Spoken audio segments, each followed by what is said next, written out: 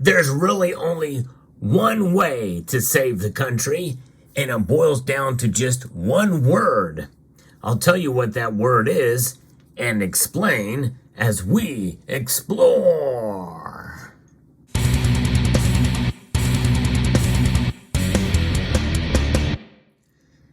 Discipline. That's it. Now, discipline is a word that can mean different things to different people. For the bureaucrats and the people that depend upon them greatly, well, that may come across and be interpreted as punishment. For those of us who are responsible and try to be more independent-minded, it's a self-balancing tool. It's a way to constrain and to discipline ourselves. We can be disciplined in our spending, in our behavior, and other things. It's self-policing. In reality, it's actually a very good word, depending on your point of view. But this is something that we need as a country. And in reality, it does start with us. But the thing is in order to make this type of change, it's going to be a radical move of discipline that will have to occur. Some people may call it austerity, but I really don't like to use that word because that does sound very negative. But in reality, there's ways that we can actually see great benefits almost immediately upon these actions that will take place. But how did we get here? Well, like a frog that is put into a pot of warm water, it feels really good. You know, who's providing that heat, the energy to provide that heat, and it just feels nice. And then you just turn the heat up a little bit more and a little bit more till it gets really comfortable. And then to the point where it gets uncomfortable, but the uncomfortability is not enough to want to get out. Typically what happens for the frog in that scenario is by the time the heat is up too high, it's too late, and the frog just ends up boiling. And then you have frog legs. Who's going to eat the frog legs? It's going to be those in power. And that's kind of where we sit. And we're seeing to that to some extent, especially with the way our country is going right now. The United States has $33.7 trillion in debt, and it's growing at an alarming rate. In fact, you know, the number $1 trillion is coming up, and that's about very close to kind of what we're going to be paying in interest coming up, probably next year, if not even sooner. In fact, right now, the interest expense for the fiscal year 2023 up through September 30th is $659 billion. And I'm going to be referencing an article here that was shared with me by D.D. Prepper. And I think this is quite interesting and quite overt, and very much some things that are hard truths that need to be tackled.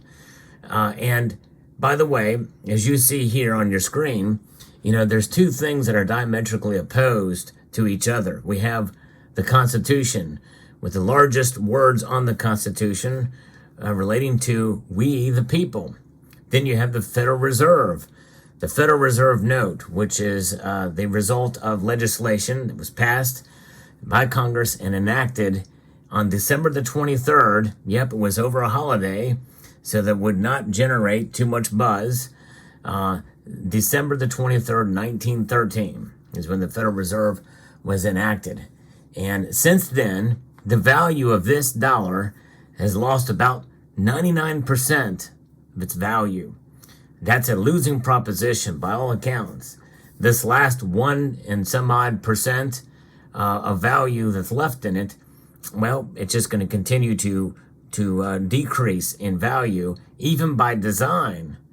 But that's a different story. But it is about dollars, because we are on an unsustainable path. But then again, are we? And if it's unsustainable, when will it break? We don't know. But nonetheless, you know, this article that I'm going to be referring here is an interview from International Man to Doug Casey. Many of you probably know who Doug Casey is. He's very outspoken, but I agree with him on a lot of this stuff that we're talking about here. They say, don't worry about the national debt, is what they used to say, because we owe it to ourselves, which was really ridiculous because some specific people always owed it to other specific people. Somebody is owed some money somewhere. How is that going to be paid off? If the U.S. can no longer generate adequate capital to fund the government debt, and it's got to point it out that the government is not we the people. The government is a separate entity with its own interests, as distinct as General Motors. In other words, corporations, and you see the government. The government itself is the largest employer in the United States, by the way, and they're paying people with the dollars that the Federal Reserve prints, and those dollars are losing value. So even the people that are a part of the very machine that spends the money are the victims of it themselves. That's the irony of all this. But of course, the people who are the biggest victims are those that don't work in the public sector for the federal government. We are hurting the most. In the recent past, the national debt has been financed not by Americans, but by foreigners. But now at this point, foreigners no longer want to own the debt of the bankrupt entity whose currency is essentially a floating abstraction. However, there's still 58% of the international community transact in dollars. A government can only finance its debt by selling it to its central bank, the Fed, which creates new dollars to buy the debt. It's kind of like a never-ending cycle. As the dollar inevitably loses value, interest rates will rise. That's regardless of what the Fed does or doesn't do. The market will demand higher interest rates to finance the debt. And you don't want to own bonds in that kind of scenario. But nonetheless, so far they've been able to at least maintain or lessen inflation, lessen the increase of inflation rather, but that will only last for so long. And so this is the kind of world we live in now, where we have so much debt and so much government spending, and this government spending is out of control by any stretch, by any measure, tied up with any of the things that the money goes towards. Like, for instance, you have income taxes that come in, and Social Security, health, Medicare, national defense, income security. Most of these things are entitlements, and sadly, these entitlements are just out of the realm of reality that can be met with the dollars that are coming in based off of revenue. In fact, you look at for the fiscal year 2023, we have a deficit of $1.69 trillion, or $1,695 billion, rather. I don't even know how many billions are in a trillion, but let's say, to the sake of what that graph says, it's 1.69 billion, or $1,695 billion. That's insane to think about. $1,695 billion is what they're going to be coming up short of now. The debt to GDP, or where we're at now with the U.S. federal debt to GDP ratio, is now sitting at 124.45%, and it's these are wartime numbers. It's just crazy, but nonetheless, there's the problem. Government has gotten too big. The federal government has gotten too big. Now, I'm going to be talking about how gold and silver can play a role in this here later in the video. But first, I want to get into some of these things that are the problem here. And the problem is a government that has gotten bigger and is really not accountable to anyone. And that is really the problem. And power corrupts. Absolute power corrupts absolutely. And this is the case that we're finding ourselves in for sure. But we allow it because Americans essentially are racking up a lot of debt for themselves. Crazy. So here's what Doug Casey says, and I'm going to interject my feelings on this too. Serious changes are needed. Number one, we need to allow the collapse of all bankrupt entities. No bailouts, no subsidies, or guarantees for banks, insurers, corporations, or anything, no matter how big they are. That's what I'm putting in there. And he's saying that there's going to be plenty of these things coming in the coming years. We've already seen it with some of the regional banks and the specialized banks that we've talked about. We know the players there. And bailout money is always wasted. Most of the real wealth now owned by the bankrupt entities will still exist. it'll just be transferred very quickly. Things will recover very quickly if they're forced to do it.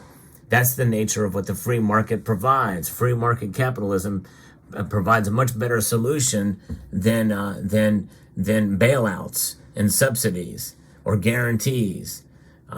If we simply change, it will simply change ownership. And that's not nearly enough. At this point, it would be a half measure, a 3-foot rope over a 12-foot gap if you allow the collapse of unprofitable enterprises without changing the conditions that created the problem. So that leads us to what did create the problem. Regulations, over-regulations, contradictory regulations. That's the next thing that needs to happen. Contrary to what most everyone thinks, the main purpose of regulation is not to protect consumers, but to entrench the current old order. Regulation prevents new institutions from arising quickly and cheaply. And does the Department of Agriculture really need 100,000 employees to regulate fewer than 2 million farms in the United States? No. Might as well just get rid of the Department of Agriculture. It really doesn't serve a purpose other than these regulations and the bureaucracy behind it. What about the Department of Energy? That was created relatively recently in 1977 to somehow solve a temporary crisis. Done anything of value with its 110,000 employees and contractors and $32 billion in an annual budget? Get rid of it as well, too. And he doesn't mention this here, but what about an agency that was created in 1979, the Department of Education? It has actually done more harm than good. Definitely that needs to be abolished, that's for sure. And how about the terminally corrupt Bureau of Indian Affairs, which has outlived whatever usefulness it might have had by 100 years? Abolish it.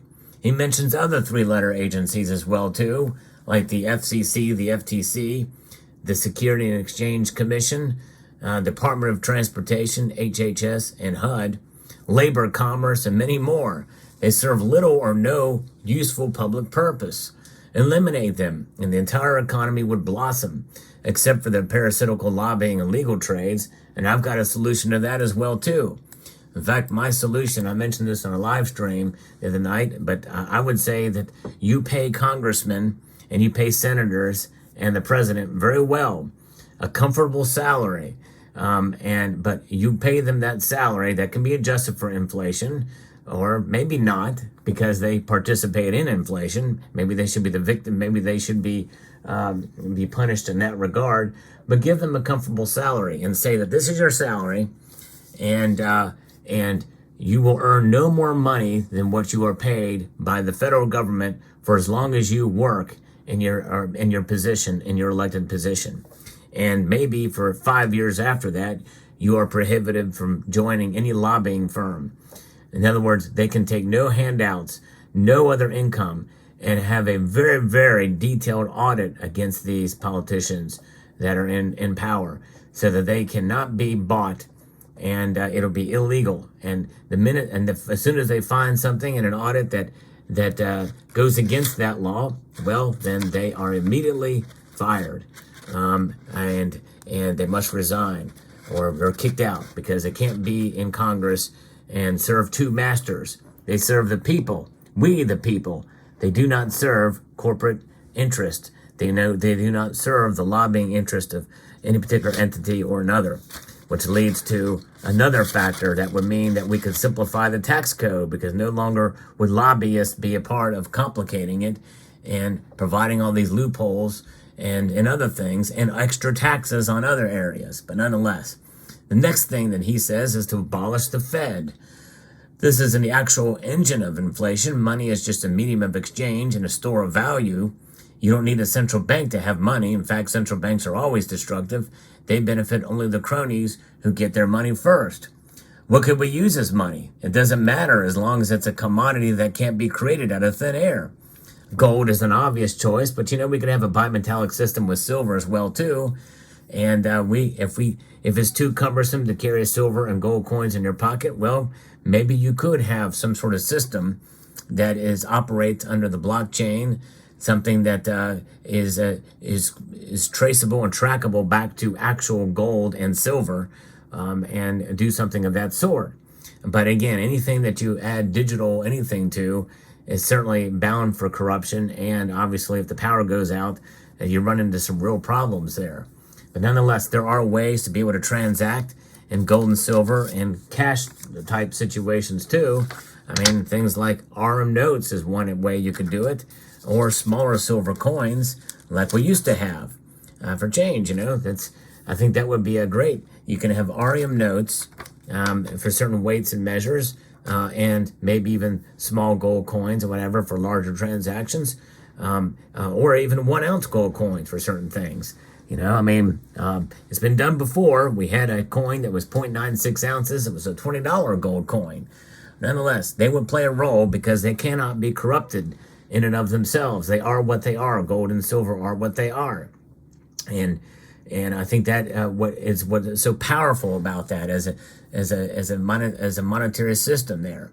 Now, along that same line, he proposes cutting taxes by 50% to start. The economy would boom. The money won't be needed with all the agencies gone, certainly not if the 2 points are followed. And that's true, exactly right. I would add on top of that to simplify the tax code and to simplify it greatly. With a national consumption tax or what have you, or maybe just do away with income tax altogether and have your taxes on imports and exports and collect the taxes from that level. And that's kind of what we used to do. Tariffs are the way that taxes were collected in the old days. Maybe we could go back to that. I think that would be a great thing. Now, here's a really tough one to swallow. Maybe it would be involved in some sort of reset or what have you, but default on the national debt. It's a shocker, unless you recall that the debt will never be paid anyway. Why should the next several generations have to pay for the stupidity of their parents and grandparents as well? A default sounds dishonorable, and it is in a civil society, but government is different. It hasn't been we the people for a long time. It's now a self-dealing behemoth run by cronies. It's like a building with a rotten foundation. Better to bring it down with a controlled demolition than wait for it to fall unpredictably. Governments default all the time, although most defaults are subtle through inflation. It's an outright default, however. The only people who get hurt are those who lent money to an institution that can only repay them by stealing money from others. And they should be punished. And that's where the real austerity is in that regard. We live in a heavily derivative society, and we participate in that derivative factor every time we pay interest on our credit cards. We as a people are not, we the people have become dependent on debt. And we need to, and this is one reason why this channel exists, is to move away from that kind of mentality, which is why I believe in saving in gold and silver. Even if you don't believe that they are a complete hedge against inflation, it's much better to have an ounce of silver in your pocket or in your stack that may, at any given point in time, maybe not exactly preserve your wealth for a given point in time. I still make the argument that it does preserve your wealth over a long course of time. But let's just say for the last 5 years, you've not been able to make it work for you. Maybe you pay a little bit higher premiums and the like. But you know what? The money that you lost there is probably a heck of a lot less than the money you would have lost spending it on other things, like the latest iPhone or what have you, where you just take that other iPhone and you recycle it. You sell it for pennies on the dollar for what you paid for it. You're much better off having silver. And obviously gold as well is something that is a great store of value over the long course of time. So that's what we need. And the other thing that he mentions too, as far as, cutting back on government, is our, I hate to say this, but it really is true because I believe in our military strongly. I'm a great supporter of the armed forces and those who serve, the people who serve. But I think that we've gotten entrenched and entangled, maybe a little too much. He says that spending could easily be cut by 50%, and I do agree with that. U.S. combat troops are now in 100 foreign countries and can come home. They're not really defending anything, but local collaborators, while picking up bad habits and antagonizing the locals. Spending on the military and its sport wars significantly adds to the economy's problems. And that's for sure. I mean, we send a lot of foreign aid in general in places as well, too. And a lot of it with very little accountability, if any at all. Like in Ukraine, for instance. A lot of money going to Ukraine with very little to really show for it. Yes, a lot of good weapons have been used over there, but we know where's the accountability to it. We need to have these checks and balances on the money that we send for some of these countries. And there's ways we can be much smarter with our military, with our defense budget. But there you have it. So those are the things that can and really should be done, no matter what your political stripe is. You'll notice I didn't mention anything about Republican or Democrat. Folks, we need to live within our means, not only individually, but also in our government as well, too. But my feeling is it starts with us individually, too. I think if more Americans carry less debt and saved in gold and silver and safe ways to protect your dollars, I think the whole country would be better off. And we would probably be more apt to elect politicians who felt the same way we did in terms of our spending habits and the role of government in our lives. The role of government in our lives, especially the federal government, should be much more limited than even state governments. Governments that are closest to the people tend to be the most effective anyway, and states can't print money, neither can local governments. Sadly, though, both those entities, state and local governments, do get subsidies from the federal government. So they are more apt to spend more than they have as well, too. But they have to lobby the federal government to get that money. It's usually done for the Congress people at the time. But folks, this is an important topic. This is an important video, and I hope you will share it with others. People need to hear this message. Really, this is the only way to save the country, is to rein this stuff in. And I do agree with Doug Casey on many of these items. And it needs to be talked about. It needs to be discussed because, people would think that we're against government. We're not against government. It just should be limited. And it should empower we, the people, not entrench us in debt, deficit spending, and navigating a bureaucracy to get entitlements, which, by the way, many of these entitlements are extra and unconstitutional, blatantly unconstitutional, and have become Ponzi schemes. And they are definitely unsustainable without even greater burden on the taxpayer. So let me know what your thoughts are in the comment section down below. Hope you found this video informative, insightful, and educational. I'd like to extend a multitude of gratitude to each and every one of you for taking the time to watch, and to encourage you to please rate, share, comment, and subscribe.